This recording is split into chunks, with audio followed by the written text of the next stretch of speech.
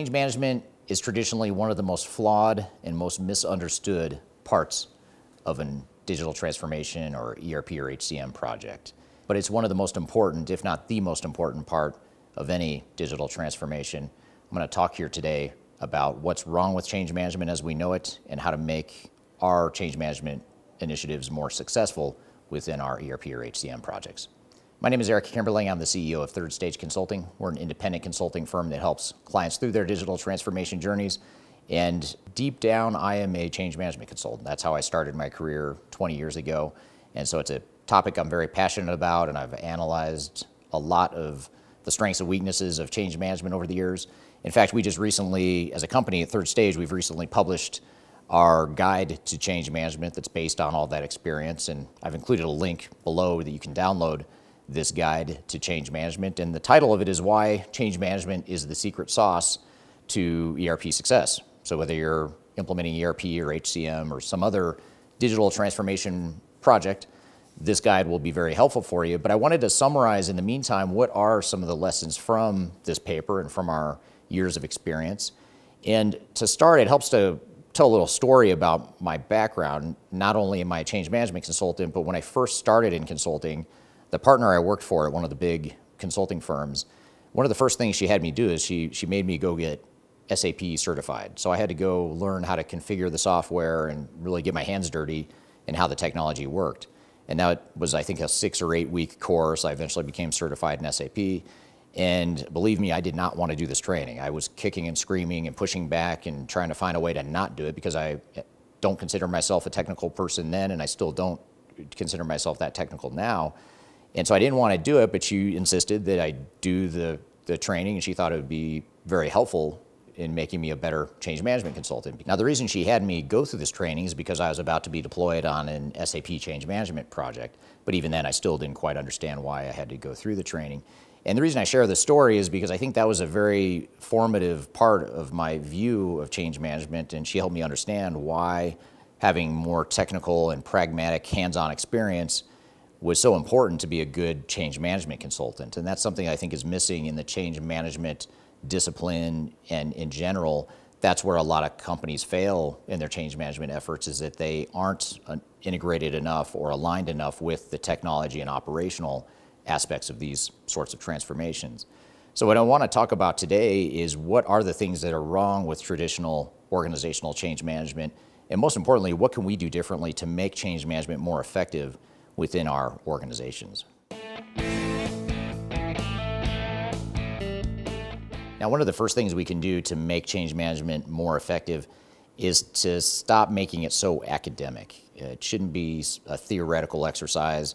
It shouldn't be a feel-good exercise. It shouldn't be an excuse to hand out gifts and prizes to employees, although that certainly could be part of your change management strategy if it's appropriate. But one of the challenges I see, especially when we're interviewing change management consultants for the Third Stage team, when we're managing these consultants, one of the biggest challenges and gripes I have with change management consultants in general and the change management discipline and profession in general is that as it evolves and as it grows over time, it tends to become more and more academic, in my opinion. And back 20 years ago or 10 years ago, Cotter was a common influential figure in the change world and still is. Academic professor type that has some very good philosophies and approaches to organizational change management, not at all a bad thing, but still we're up here in the clouds, and for a digital transformation, we're down here in the weeds trying to figure out on the ground and in the field, how are we going to get people to adapt to change? So connecting the dots between those two extremes is one of the challenges that I think change management has, and that's what's given it a bad reputation for a lot of non-change management types. Another example is more recently, PROSCI has become a very hot commodity. Being certified in PROSCI is almost a minimum requirement now to be a good change management consultant. And just as a caveat, I am not PROSCI certified. I have not been through PROSCI training, but my impression of those that have been and my understanding of the class and people that I've worked with and employed that are PROSCI certified is that, again, we're up here in the clouds. It's a good academic, high-level foundational place that isn't necessarily a bad thing, but it's not nearly enough to effectively change an organization that's going through a massive transformation. So in other words, we're not just talking about things like awareness and desire and just general leadership type of influence. We're talking about how do we get down to the battlefield and ensure that we're affecting the ground troops, so to speak, and how do we do so in a very targeted and tactical way. And so I know I'm overgeneralizing. I know a lot of you watching may not agree with those comments, especially if you are PROSCI certified. Again, I have nothing wrong or no complaints about the PROSCI certification, but I think it oftentimes is viewed as the single answer. If you have PROSCI certification, therefore you must know how to manage change. And that's not true. Some of our best consultants are not certified in PROSCI, and some of the consultants that we've had the most trouble with, or some that we've passed on completely and not brought onto the team, are ones that are PROSCI certified. So there's not necessarily a correlation there, but I do want to point out that there is something missing in today's day and age with change management. And one of those things is that we are focused at an academic level of what change means and how to affect the change, but we need to do more with our digital transformations to get down to the ground troop level of how do we affect the change down in the trenches, and that's what we'll talk about throughout this video as well. So another challenge with organizational change management, and a reason why change initiatives fail so often, is because the plans are incomplete.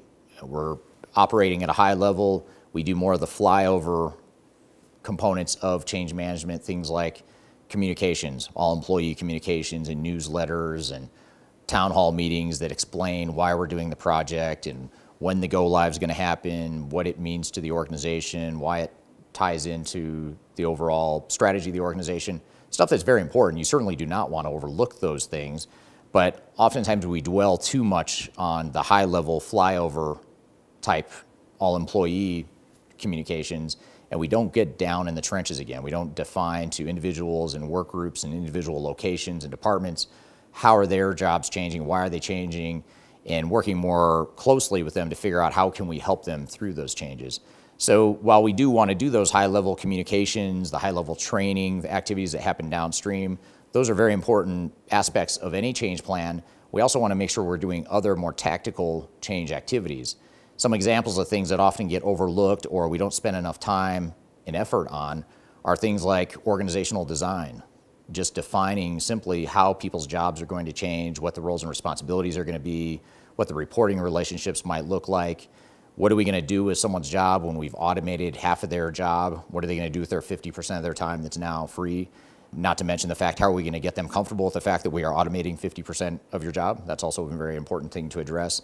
So those are all the types of things we have to think about are things like organizational design, change impact. How are people's jobs changing?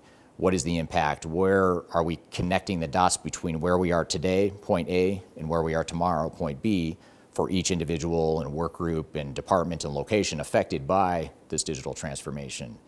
Another really important one that gets overlooked is organizational readiness and organizational assessment. That's one of the first things that should be done to understand the lay of the land and understand where the pockets of resistance are going to be, where the organizational landmines are, really understanding at a tactical level, but also strategic level, where are those resistance is going to come from, what's the root cause of resistance, and how can we get ahead of it and start attacking with precision that source of resistance so that we can overcome it and get ahead of it before it becomes too much of a problem. And then finally, just one more example is benefits realization. And this is where, again, change management and tactical operational understanding tend to collide or get misaligned in some cases. So benefits realization is really focused on how do we ensure that we're optimizing the tangible business benefits we're getting out of this digital transformation. That may not sound like change management to you, but in my definition of change management, that's extremely important. And that's where a lot of change initiatives fall short because, again, we're getting out of the academic phase and down into the tactical aspects of how are we realizing value? Where are the obstacles to realizing that value? What are the actual results of the implementation that we're deploying? So, for example, we implement phase one of a multi-phase project. We're going to fall short somewhere in the immediate months and weeks following a go-live. We need to understand how we can, in a targeted way, address why we're falling short of that business value. Oftentimes it's real simple things like retraining employees or redefining a process or reconfiguring the technology to work in a better way. Whatever the case may be, there's a whole benefits realization component that's focused on optimizing value. And it's not just about making sure people are ready for the change and creating awareness and creating buy-in and all that stuff that's important. It's now about getting down to let's actually deliver real business value. And that's a key part of what's wrong with change management today, is because we aren't focused on creating real business value. We may feel good about the activities we're doing, and it may be an intangible benefit, but at the end of the day, none of that matters unless we can deliver real business value. And that's a key missing component of change management. So when we look at our change strategies, our change plans for our digital transformation, we need to be thinking strategically, we need to be thinking tactically, operationally. There's a lot of different components that go into an effective change plan. Should be tailored for you, but it certainly needs to be a complete plan that doesn't just focus on those really high-level components of change that a lot of us tend to focus too much on.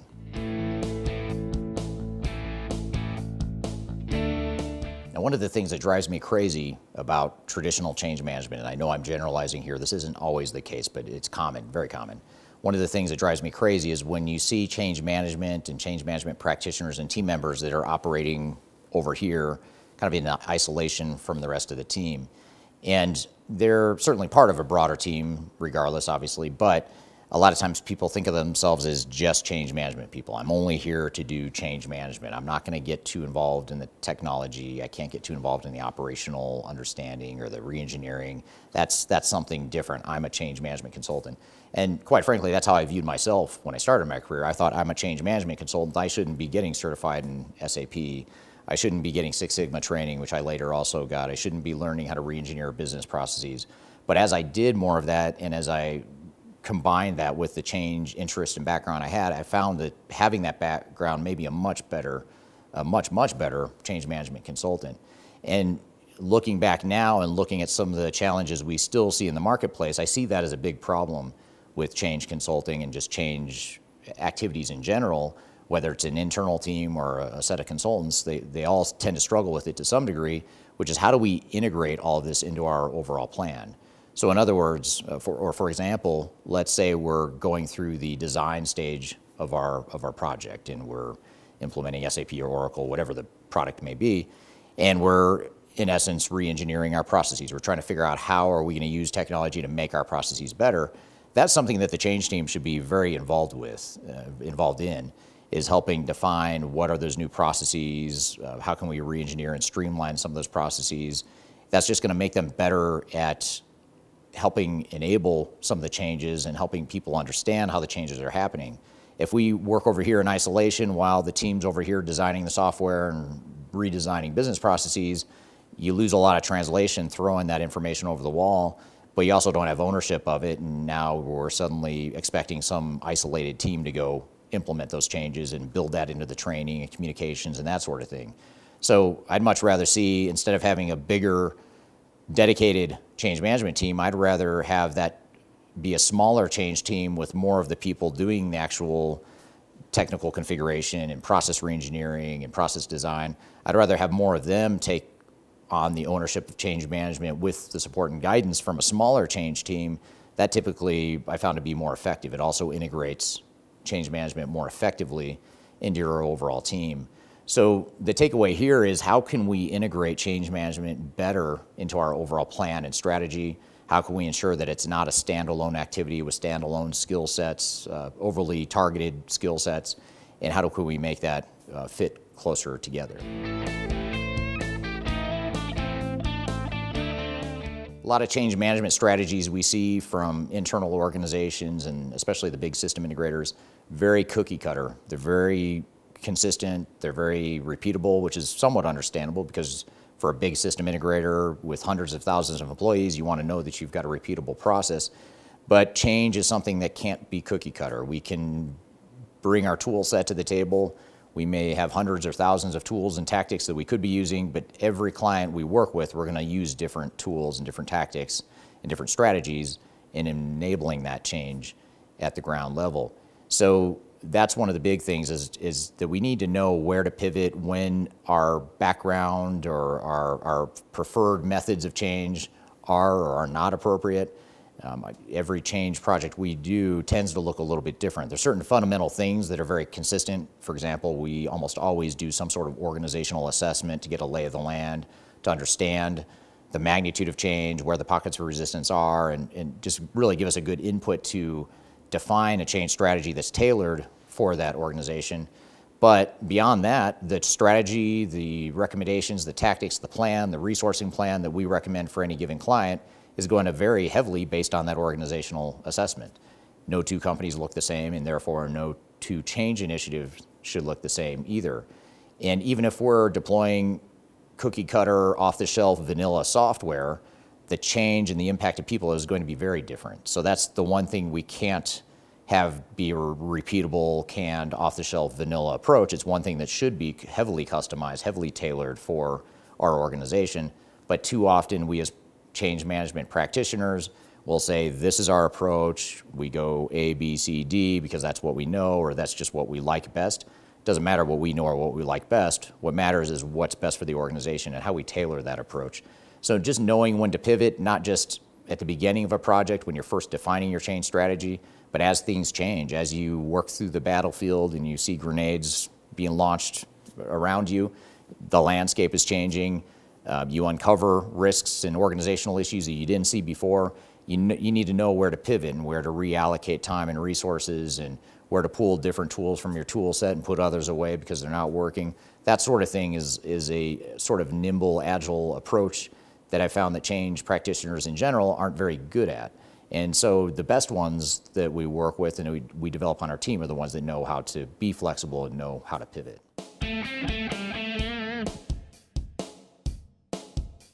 So I mentioned before that a lot of change management practitioners are PROSCI certified, or they've been trained in Kotter's methods, or they may have other change training and change background. And what we encourage change practitioners to do is really think outside the box of what other training could you be getting, not necessarily instead of PROSCI or whatever other training you may already have, but just outside of change management. How could we maybe get Six Sigma certified, or take a course on project management, or courses on process reengineering, even some technical courses. I mean, as I mentioned at the top of the video, it certainly didn't hurt. It actually helped me a lot to get certified in how to configure software. And to this day, that training helps me a lot, because even though I no longer configure software and do any of the technical aspects of implementation, I still understand how technology works, whether it's SAP that I've certified in or any other product that we work with now, being independent. So as a change practitioner, understanding technology, understanding what it looks like, how it feels, how it's going to affect a person, or understanding how to re-engineer processes and how to streamline processes will just make you that much more effective as a change consultant. So while PROSCI has done a great job in filling a void, which was there have been traditionally no really good common standards for change management training, it's simply a starting point. I view PROSCI as a starting point. You need additional training and competencies and skill sets to be strong and to be a very good change management consultant. So really look for ways you can think outside the box. There's a lot of different trainings. I'm happy to share ideas with you of what we've encouraged our team to be trained on. And by the way, just as a side note, some of our best consultants are ones that have taken a variety of different training. Those are some of the best change consultants we have, are the ones that also know how to re-engineer processes and how to program manage and how to configure technology. Not that we're asking them to do all those things all the time, but that makes them much better at their jobs as change management consultants. So feel free to reach out. I'd be happy to share ideas on that as well.